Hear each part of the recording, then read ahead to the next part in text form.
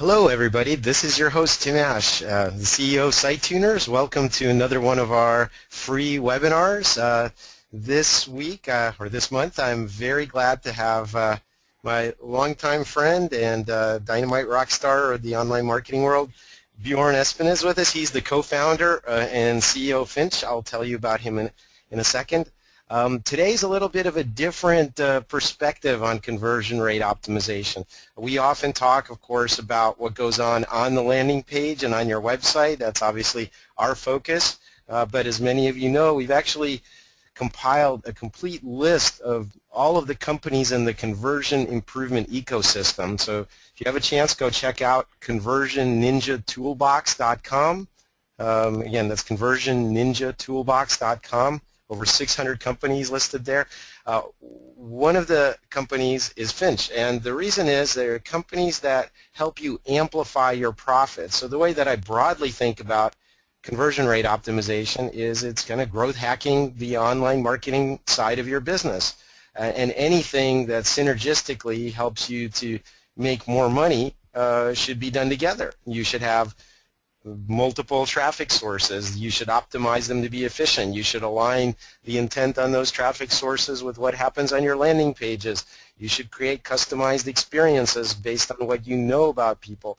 Once they leave your website, you should stalk them, which is, again, kind of the topic of Bjorn's presentation and how to do that right. And all of those things work together in order to create the highest possible efficiencies and the highest ROI. So just a quick word about Site Tuners before we get started. We have only one mission, and that is to get people to act once they get to your website or landing page. And we do that for companies of all sizes around the world. You probably recognize a few of our clients over the last, well, I guess it's 13 years now. So yes, I am old. It's official. And we do it through a variety of means. We can, of course, help you with A/B and multivariate testing and test strategy development, also conversion-focused redesigns of websites from the user's perspective so that it serves their needs, and ongoing help via conversion management and staff training and mentoring in order to teach you how to do it yourself. If you're interested in our services, whether it's on an ongoing basis or a project, give us a call. We'd be glad to help. All right, well, I just want to introduce today's presenter. Bjorn is the, as I mentioned, founder and CEO of Finch. I met him when he was running an e-commerce software company called Infopia, and I keynoted at their user event. They've been on the Inc. 500, probably don't know this, but 12th fastest growing software company. Bjorn's an amazing international traveler, lived all over the world. Don't mess with him on a pair of skis or a mountain bike. I think with that, I want to say a quick hello to Bjorn. Thank you, Tim. That was quite the introduction. Just a few housekeeping notes before I throw over the slides to you. Yes, we are recording this, folks, so you will get a session recording. You'll also get a link to the slides, and please, let's tweet the crap out of this. You see the hashtags there. They're also in the lower right in the gray footer area of the slide right now. If you want to join the conversation, this is how you reach out to us. And we will also have time for Q&A at the end. I'm sure we'll have some great questions. Inside of your GoToWebinar dashboard, there is a question pane. Please type your questions in there as you think of them, and we'll get to as many as we can at the end of the webinar. So without further ado, Bjorn, I'm going to throw the presenter controls over to you. Please take it away. I know you're going to blow our minds. All right. Thank you, Tim. Let's see here. You can see my screen well? Absolutely. Looks great. All right. So welcome, guys. Thank you for joining us today. We're going to talk about the 2 fatal mistakes of remarketing. And so we see hundreds and hundreds of accounts, and one of the first things we do is we go in and see if how they have their remarketing set up. And there are 2 mistakes that 99% of companies do that has huge impact on both their conversion or revenue growth as well as their cost. So at the end of today's webinar, you will leave with actionable insights that will increase your revenues or conversion volume and drive the cost of those down. Anyone up for more for less? And that's what we are all about at Finch. Profitable growth for our clients through their AdWords programs. And today we're going to cover one of these areas. If you want to learn more about all the other areas that we attack to create growth and cost management for your AdWords account, just goes to our website at finch.com. So here's an outline of what we're going to talk about. What's the big deal? Remarketing is, probably one of the most frequently used words in online marketing the last, year or so. And there's a lot of different flavors of it, and there's also a lot of confusion. So we're going to try to clear that up, and there's no better way of clearing it up than to show a case study that tells you, what can be gained if you do it right. I will go from there to cover, the two biggest mistakes that companies do, and we're going to cover how to fix them. And at the end of it, I'm also going to cover there's a big overlap between the assisted clicks or the so-called click funnel and remarketing. And hopefully this will give you some insights that will also hopefully make you reconsider any click funnel or assisted click strategy that you are using.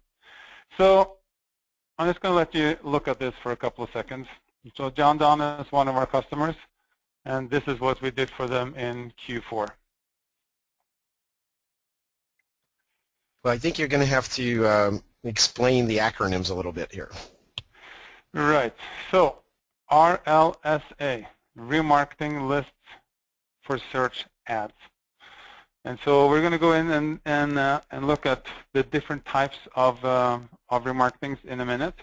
But this is one of our clients. So prior to Q4, we turned on the remarketing list for search in their AdWords account and started collecting names on it.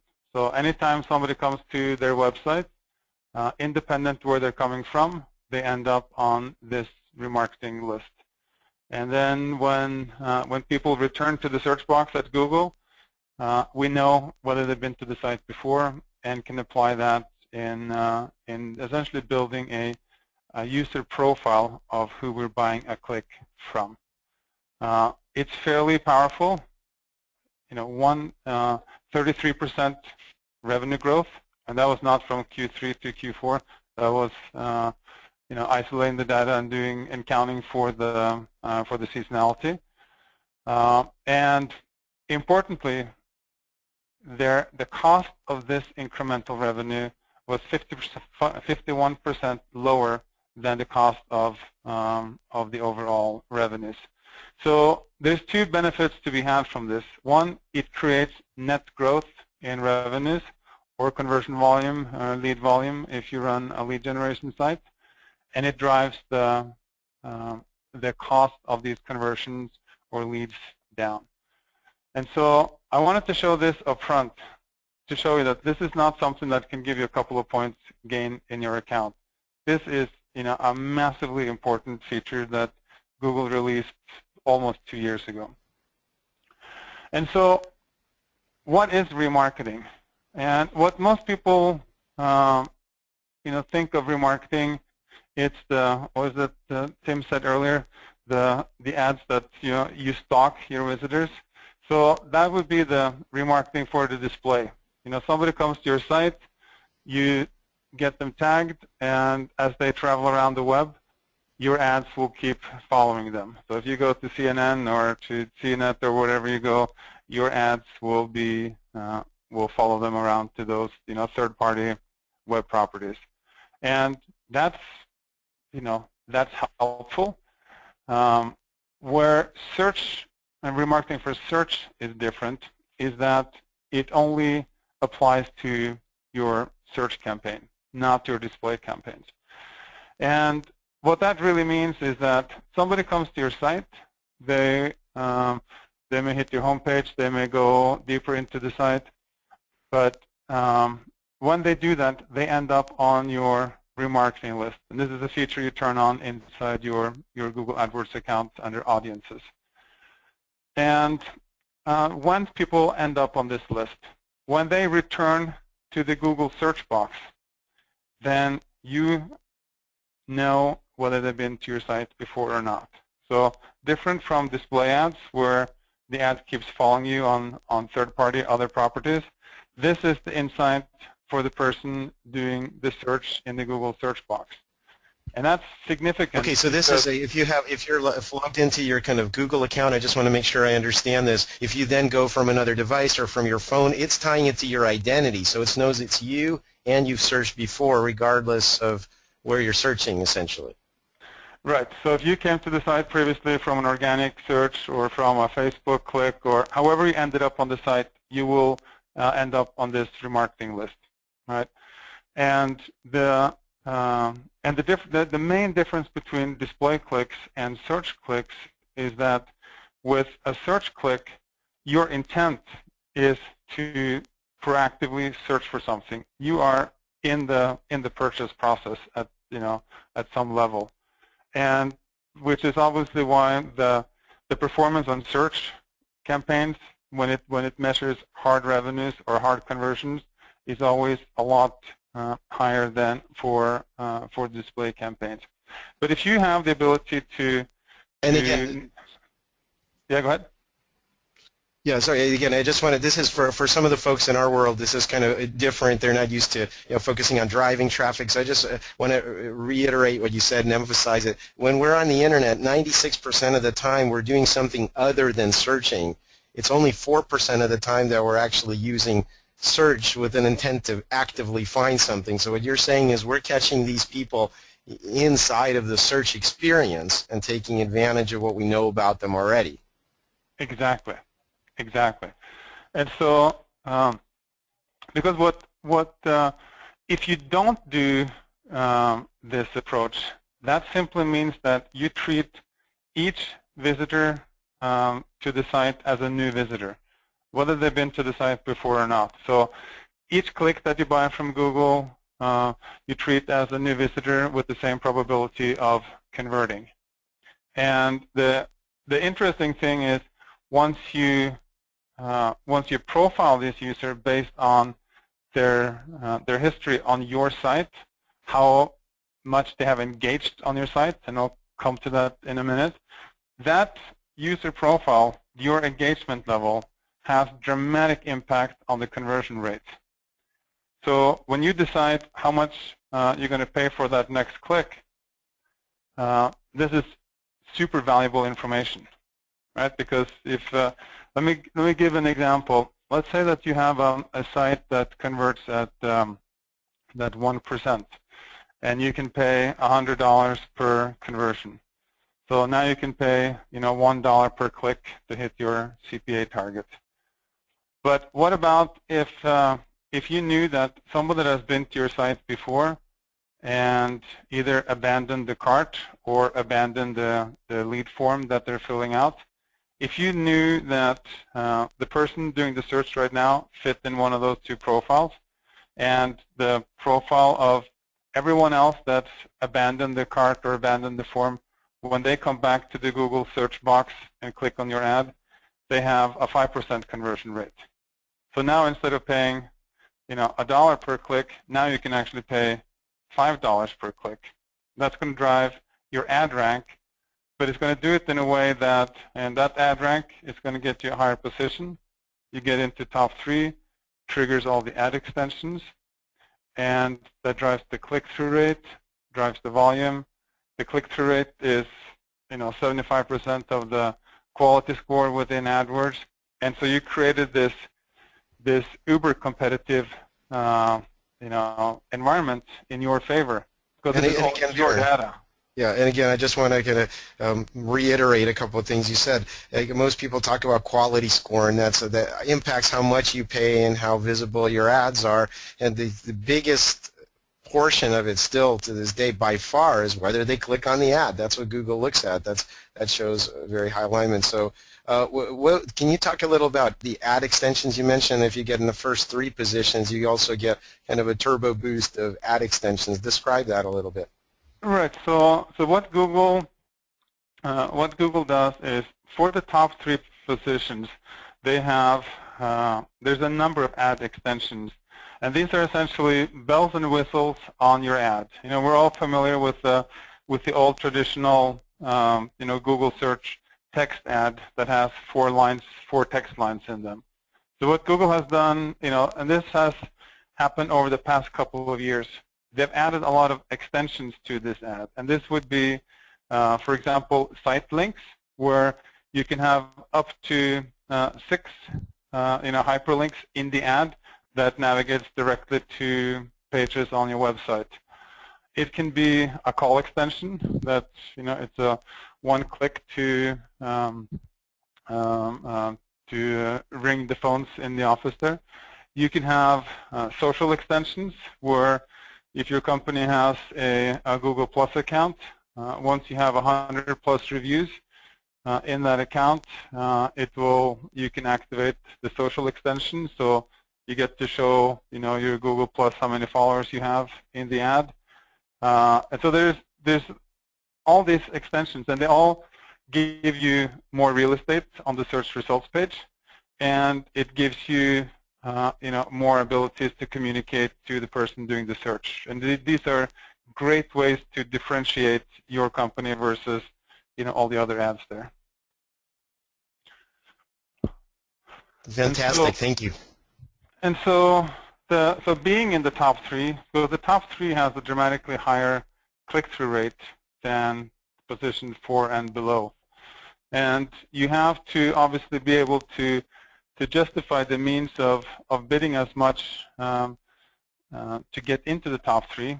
But as you said, Tim, the quality score is 75% of the ad rank, and the bid is only 20+%.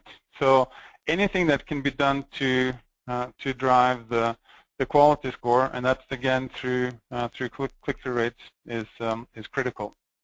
Because of the success Google has had with remarketing for search, they are now just about to release remarketing for shopping, which is the same principle. And the difference between search and shopping is obviously the search ad are the traditional text ads that sits there, and shopping are the new square ads with the product images in them.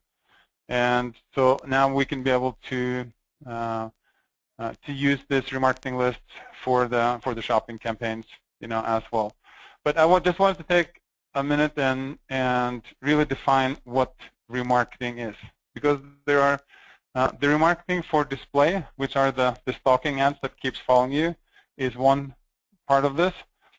The remarketing for search, which is when people return to the search box on the Google page, and that's what we're going to focus on today.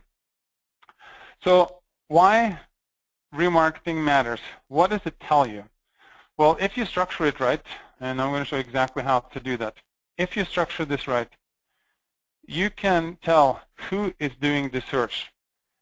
Who is that person at the other side of that search box looking for the stuff that you have to offer. And I'm not talking knowing who it is by social security number and picture and all that. I'm talking about who it is based on a profile. Has that person been to your site before or not? Where have they gone on the site? How deep have they gone in the conversion funnel? Because that has a dramatic impact on the next point, which is how likely are they to convert? Because if you build these profiles on prior engagement, you can keep track of each of these profiles, and that will tell you how the conversion rates differ based on prior engagement. And once you know how the conversion rates differ, then you'll know how much to modify, how much you should pay for that click. So on the example I used on the previous slide, if someone that has been to your site before and abandoned the cart or abandoned the lead form, If that profile, you keep track of that, and you know that if they come back to the Google search box, they're 3 times more likely to convert, then you would, in principle, be willing to pay 3 times as much for that click. And you're still going to keep your cost ratio in place. You're just going to benefit from the higher conversion rates. And that's really how these things all fit together. Know who's searching, keep track of the conversion rate, and then use that information to determine how much you can bid. Because every time Google sells a click, they sell it through an auction. And they have, the quality score is 75–80%, and the bid is 20+%. And so if you're bidding up and staying within your cost target, you will gain your competitive edge on this. So let's dive into it. Fatal mistake number 1. And we look at hundreds and hundreds of these accounts, and we see how people are using remarketing for search. And again, in your AdWords account, click on the Audiences tab, and this is where you define this. Typically, we see about 30–40% of advertisers don't have this turned on. They may have a remarketing for display campaign going, and therefore they think that they are doing remarketing. But this, the remarketing list for search, is where the huge gains are to be had. So what we typically see is that people define these lists, those that have it turned on, and they keep track of people that's been to different category pages. And a lot of the time, if you're an e-commerce site, if you have different brands that you're selling, people keep track of which brand categories people have gone to. Or if you are a B2B software company, for example, they'll keep track on which of the products or services that people have looked at. And the problem with that is, it's great to know all that stuff, but how people navigate on the site and which products they go look at or which category doesn't really tell you all that much about their engagement. It just tells you, where they are. So it doesn't give you any actionable data. The only actionable data you get out of that is to separate between new visitors and prior visitors, and that has some some benefit, but not what it can be. Here's how we fix that, and this is an easy fix. And we're talking about a 10-minute type fix here. Drum roll. So this is how you do it. You define the profiles based on the engagement on the site, because that engagement drives the probability if they're going to convert or not on the next visit. Engagement is the biggest indicator when people come back, the probability that they will convert. So this is how we typically create these profiles for e-commerce sites and for lead generation sites. So for an e-commerce site, we want to know if the visitor does not exist on any of the remarketing lists, they are a new visitor, right? So that's basis how we treat it. If someone's been to your homepage and bounced, they end up on that list. 2+ pages, 3+ pages, whatever makes sense for your site. We keep track of people that's been to the product details page, and that's a big step in the conversion funnel, because now it's very specific. It's one specific product that you have to offer. And then loading the product in the cart, and then start a checkout or abandon the checkout. And then we have someone that is a completed transaction and now is a repeat client. Because if you can keep track of essentially the conversion funnel, that gives you actionable information.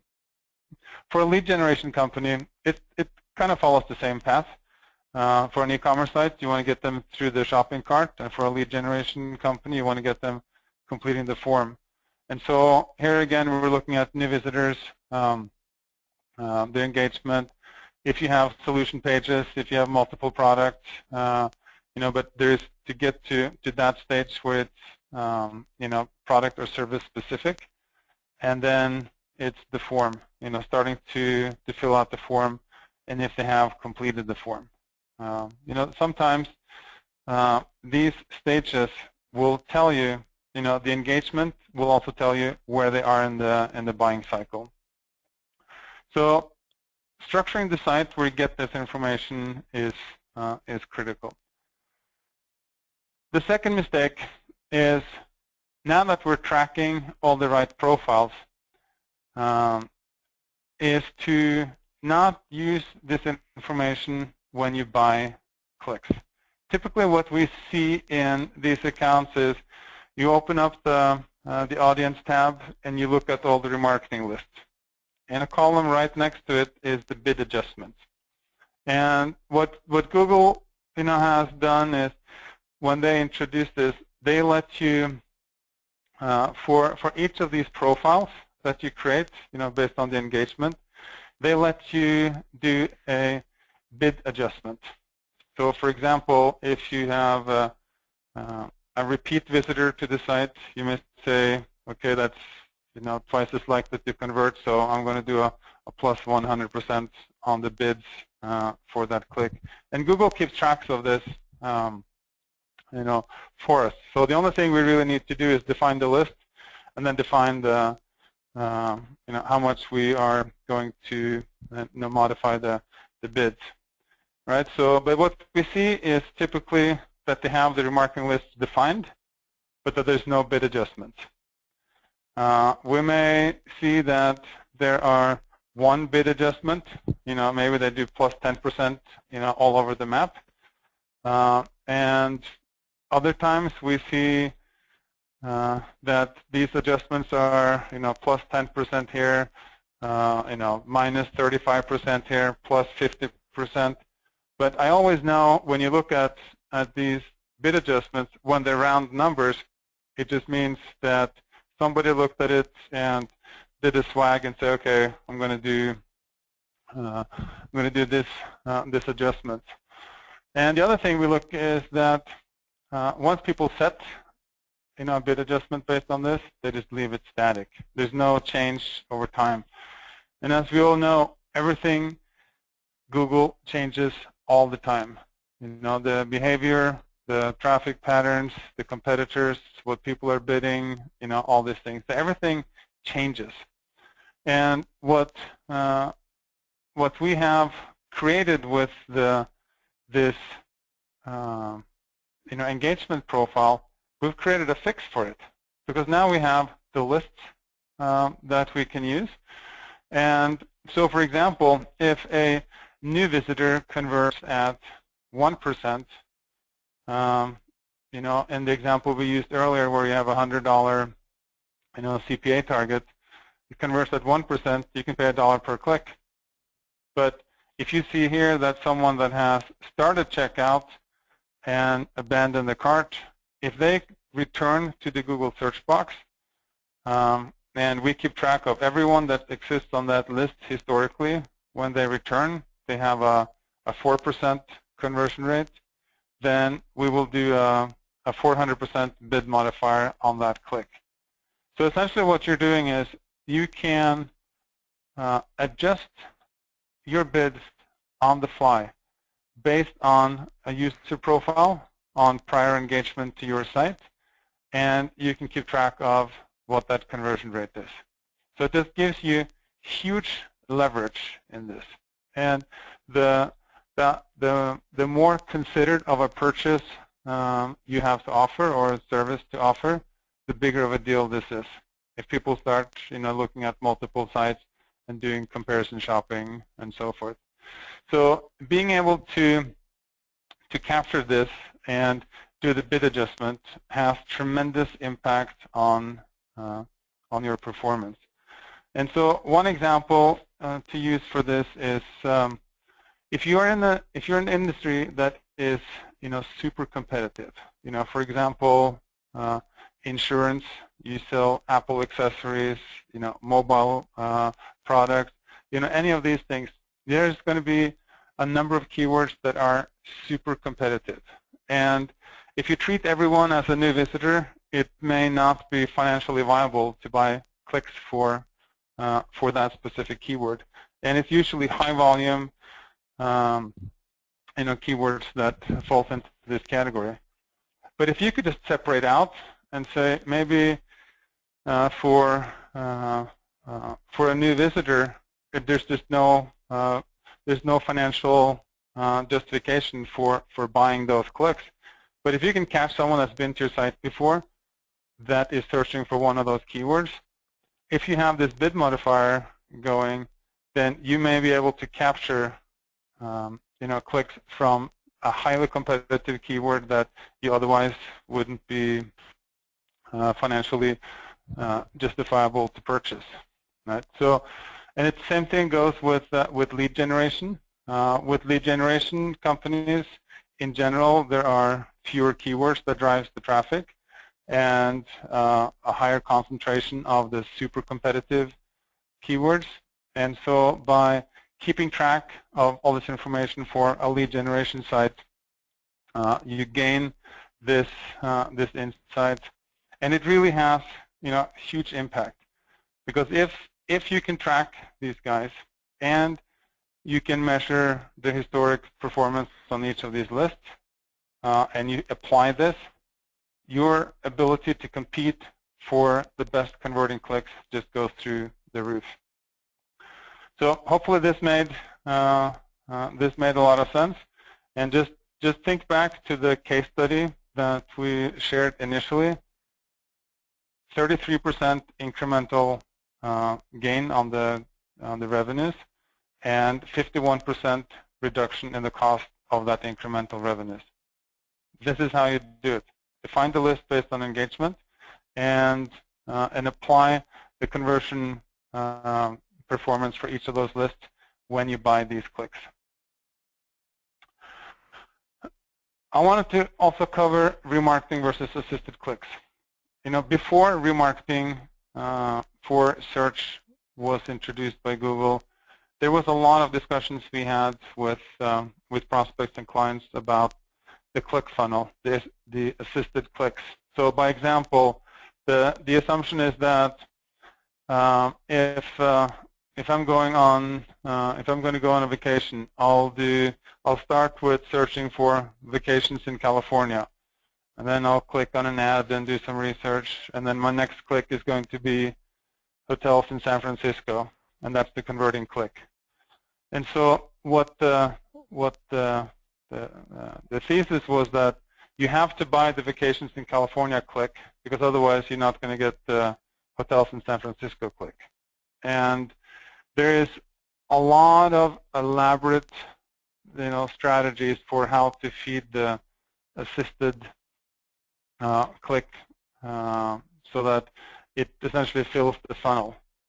And we almost had a very pragmatic view of this and said, the assisted click theory is just for the most part a bunch of bull, because it is the ultimate strategy for someone that does not want to be accountable for the performance of the clicks to go and spend money.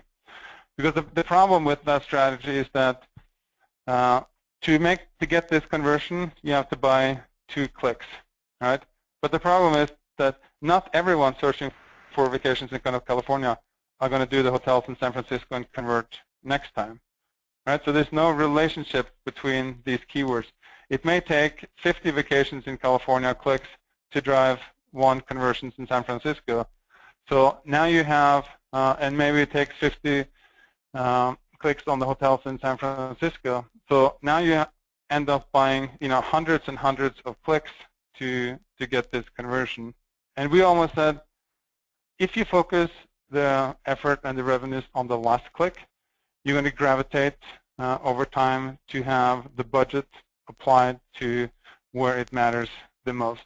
And we've done tons of studies on this. One time we did we pulled 20 million keywords that we had from various clients in our account.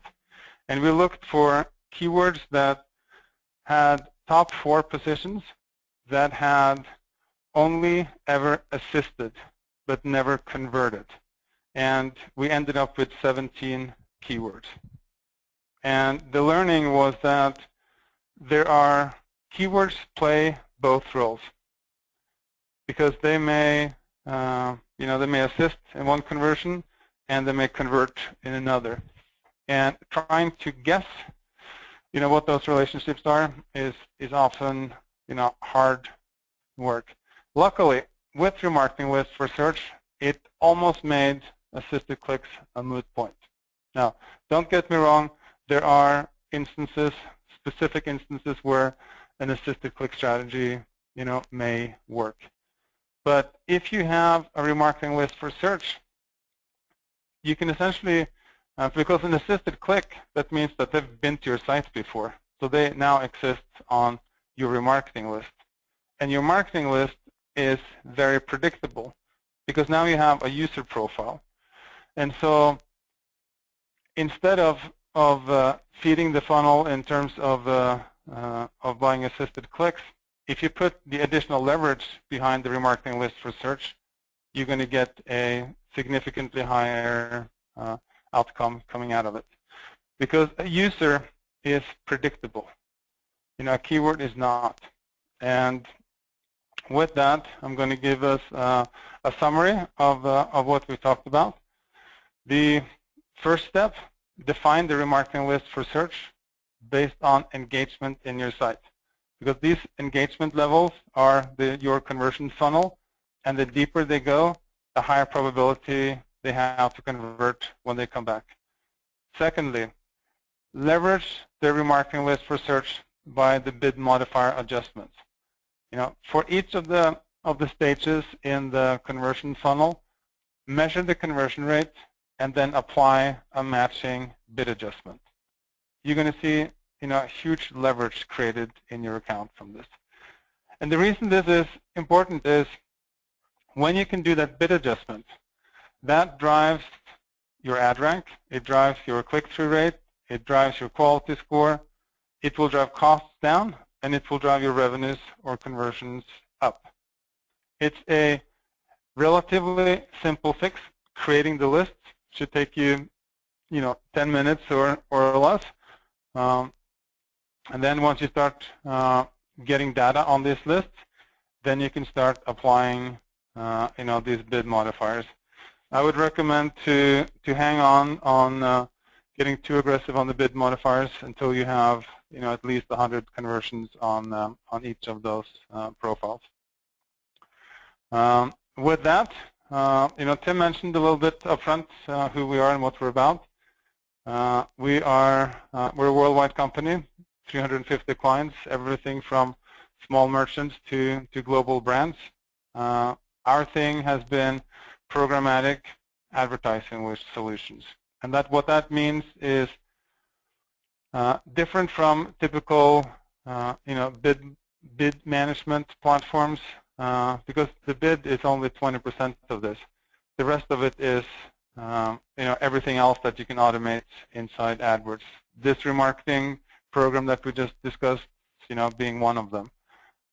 We have very tailored solutions for e-commerce and for lead generation companies, and we are a certified Google partner at the highest status that we have there.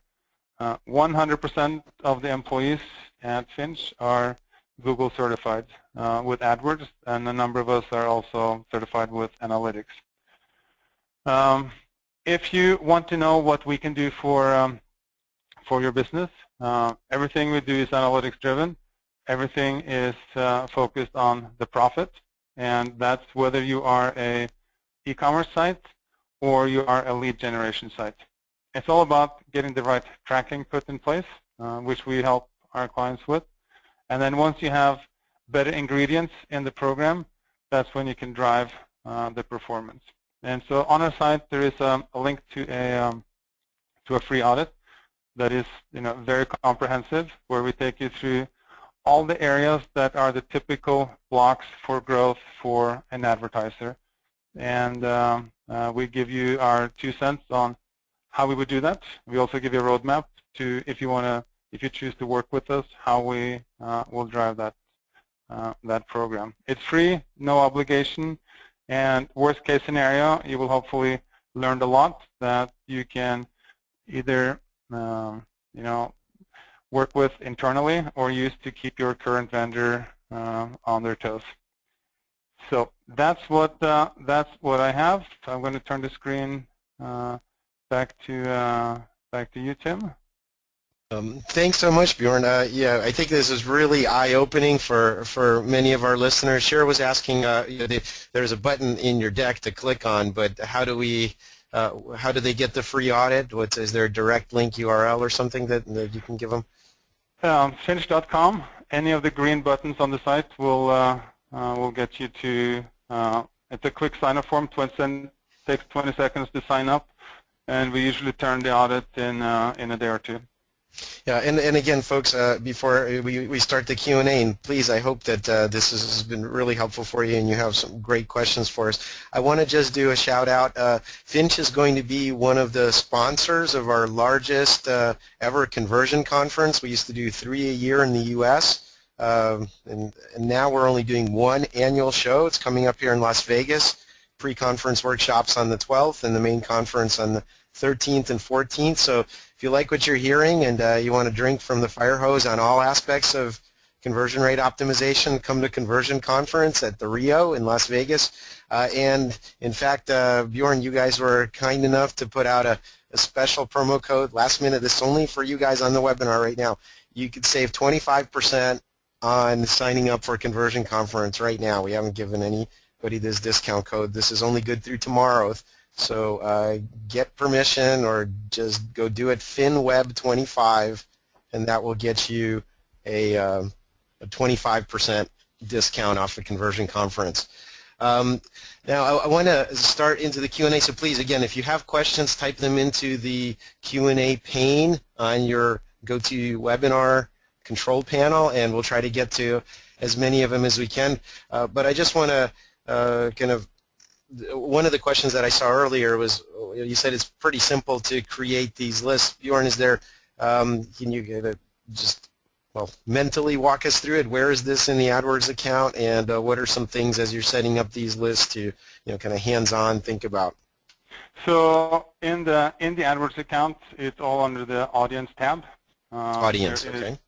And in the Audience, there is a button that says Plus Remarketing, and this will walk you through how to do this. Okay, so I'm sure there's some demo videos and other things that Google has on how to do that, or tutorials online inside of AdWords, right? Right. There's tons of documentation on how to create the list. There's very little when it comes to how to structure the list, because once you turn on the tracking code, you can go and retroactively redefine the list. So if you have, as long as you have the remarketing list turned on, then all the people that you have in that list, we would just we can go and reapply to other lists. Yeah. So the beauty of this is that once you turn remarketing on in any format with any amount of money or anything, like you're saying, basically Google starts collecting individual level information for you and tracking how they're engaging with your site or your page. Right. Right. Yeah, exactly. Which is awesome. And then you decide what constitutes a group of people that you want to track. Like you say, is it 2 page views? Is it 3? Is it going past the first step of the checkout? Whatever that means in your world, right? Right. Yeah, exactly. And and this is also part of the audit that we offer, where we will do screen share, and we'll be in your account, and we'll show you exactly where these things are, and we'll match it up to what you're doing right now. Okay, and so again, before we get to the questions, I just want to reiterate something that's important. What you're focusing on is the behavior of people, not keywords. Okay, keywords are a bad way to you're guessing at user intent with keywords, but you're seeing not just intent, but actions from real people. Exactly, and that's what the big deal is, because the people are predictable and keywords are much less predictable. Yeah, this has been shown. This is with phone leads and things like this too, and just in all advertising. You know, the more touches you have with a person, or the more sort of skin in the game and conscious attention they pay to you, the more times they return to your site, or the deeper they go, the much more likely they are to buy. I mean, in fact, you've kind of drawn this linear sort of sense of engagement, but what you find probably is when you get to a certain step in the funnel, and you might have a 10 or even a 15%, 10 to 15 times increase in efficiency or likelihood of close, right? So it's not linear like that. If they go deep, all of a sudden they're very, very likely to buy or act. Right. Yeah, exactly. And that's, I'll do another plugin for Finch here. And once we define this list, we keep track of each of these lists, on a daily basis. And as the conversion rate changes for any of the lists, we automatically, apply those updates to the clicks that we're buying. So it's essentially, once the lists are defined, then it's just a, set and forget type thing, because our system will keep track of that. And based on the conversion rates, that's what the bid modifiers are set to act on. Okay, well, here's a big can of worms. By the way, Paul asked if there's going to be a replay. Yes, there's going to be a replay. The slides are going to be available as well, so wait for an email from us with that. But one of the questions we have folks asking about calls, and we're also having people ask about offline. I know that's a can of worms, but is there any way to tie call metrics or offline conversions into this picture? It is possible to tie the calls into this, because when someone has, because you can define clicking on a button as as an action, right? So you can, if somebody has clicked on the call, and however you get the codes plugged in different from each site, but yes, you can track whether people has called before. What about phone call conversions? If you have a phone conversion system, like if you have a Mongoose metrics or something like that, then it's possible to track this to revenues, and then it's possible to have because what typically happens with a phone call is you generate, it just becomes a raw lead. But if you have an integration into a CRM system, then if it's from a desktop or for a mobile or anything like that, you can track each of the stages and feed that back into the optimization. If it's a phone call, you need a third-party solution like a Mongoose metrics or something like that to keep the click session information with the lead record. Yeah, so basically for in Google Analytics you can set up custom goals, and in many cases you're kind of updating those from outside. So maybe it's a daily batch of all the phone calls you've had and whether they closed, and so you're feeding that back into your analytics, right? And so right. You can act on that. Yep, you can, and we do for lead generation companies. It's part of our setup with new clients is to go through the conversion tracking and to make sure that the integration into analytics, that we tap into the client CRM system, so that as the lead moves through the stages towards conversion, that we can keep track of that and tie that back to the to our optimization engine. So instead of optimizing for raw leads, you can optimize, for example, for the opportunities that hits the sales force, or even a closed deal at the profit level. Okay, so you can say, okay, this deal made me this much money, therefore I'm willing to bid more in the future. Right, because we know which keyword, which ad group, which device, all that information is stored with that lead record. Okay, very good. And one of the things that also is helpful is you get with this approach is you don't have to focus on this long tail keywords. I mean, you mentioned for products or large catalogs or something like that, that the subject matter or which category they went into, it doesn't really matter. It really simplifies it because it's just engagement stages to create these profiles. You're only going to have 6 buckets to look at instead of a spreadsheet with a bazillion keywords, right? Right. Yeah, it's like if you're an electronic site, for example, whether I end up on the Samsung TV pages or the Sony TV pages, it really doesn't give you any actionable information. What matters is how deep you went into the conversion funnel. And you can tell from that, again, it's basically like little tripwires or mini conversions, and add to cart. You can get very granular to each step of your checkout process, right? So if somebody actually started a checkout process, that's a very high degree of commitment, if you will. So it's right. definitely worth chasing that person down and paying a lot more for them. Right, exactly. And by keeping track, I mean, our system keeps track of all of this automatically. So as the numbers change, it just automatically applies it to the bids, because our assumption is always you want to bid as much as you possibly can for each click, because you're competing with everyone else, as long as you hit your cost of revenue target. And again, just to reiterate another, I mean, this is really kind of a beautiful thing, because if you know which clicks to bid on much higher, you're going to use them as a club to beat up your competitors, get into those top 3 positions, which means you're going to get higher visibility, much higher traffic levels. Because of the enhanced ads, you're going to have much more screen real estate and ways for them to engage, and just so basically it's kind of a virtuous cycle. You get higher volume at lower cost, higher quality, higher volume, and at lower cost. They say you can't have your cake and eat it too, but this seems to be one of the exceptions. Right. Yeah, and exactly. Because go back to the case study, it's that 1/3 incremental revenue that came. You took that from your competitors, right? And you stole market share at half the cost of what you're paying for your day-to-day revenues. Yeah, for the rest of your campaign. Yeah.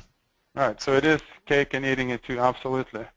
Now, that sounds like almost something you can hear somebody saying, yeah, I was like, okay, Tim, Bjorn, that sounds too good to be true. Do you think that Google has any reason to mess with this capability, or do you think people are just ignorant and haven't caught on to it yet, and Google actually wants them to use this capability?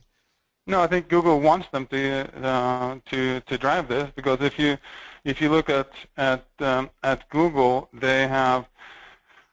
Initially, it was all about conversions.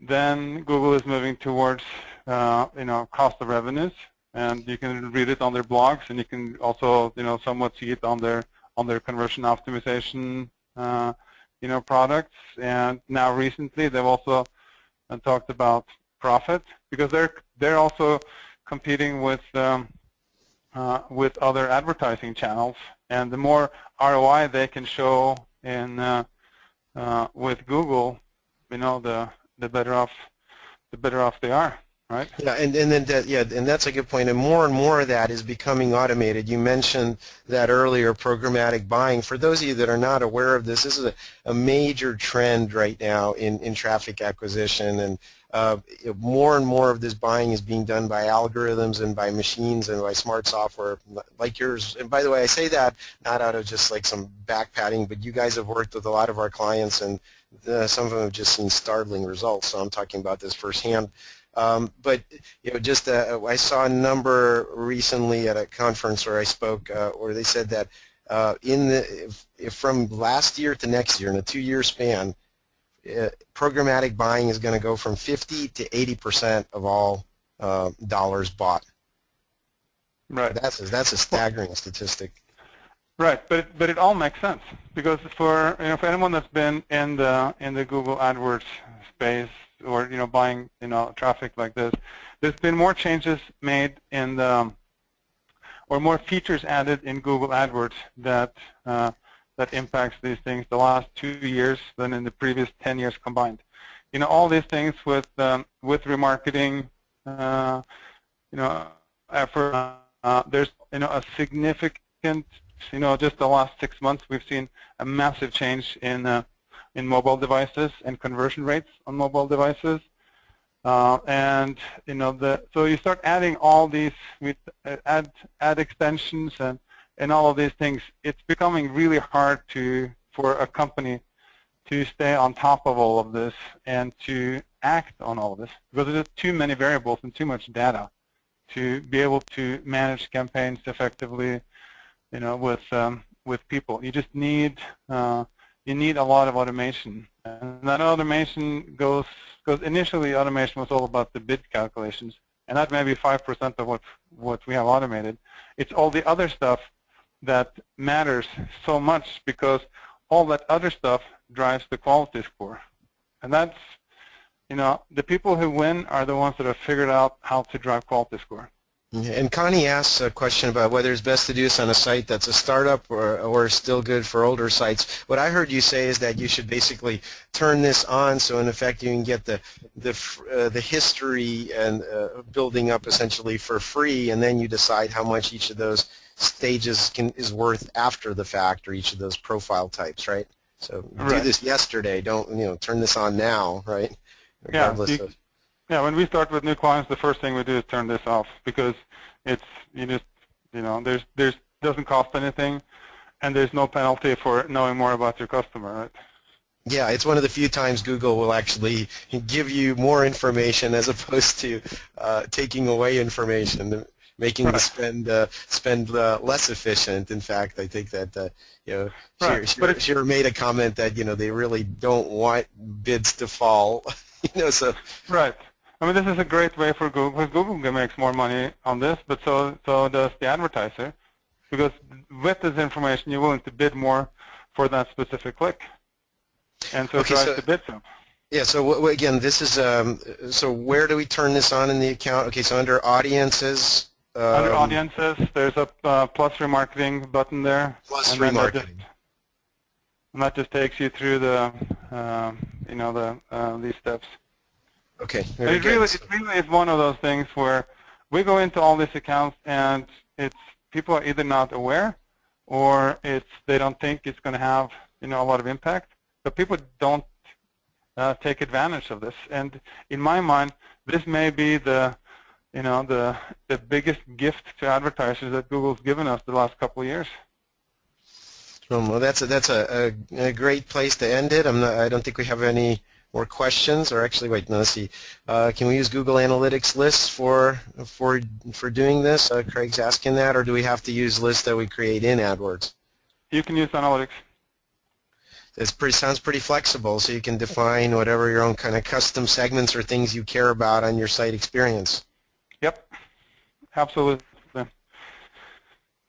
All right. Well, again, I hope our conversion-focused folks can see the benefits of this. Many of us, I assume everybody that's on this webinar, are using AdWords in order to drive traffic in the first place. So this is a way to turbocharge that part of your program and get higher conversions on the other end. When you start marrying this up with on-site personalization and behavioral targeting in other ways as well, and changing their site experience based on this, that's a whole another level of improvement that some of our clients have achieved. So thank you again for joining us for our webinar, Bjorn. Appreciate you dishing the good stuff. Hey, thank you so much for having me on here, Tim. And well, listeners, we'll see you on the flip side. You'll get a follow-up email with the recording as well as Bjorn's slide deck. Take care, everyone, and we'll see you at Conversion Conference, Las Vegas, in a couple of weeks.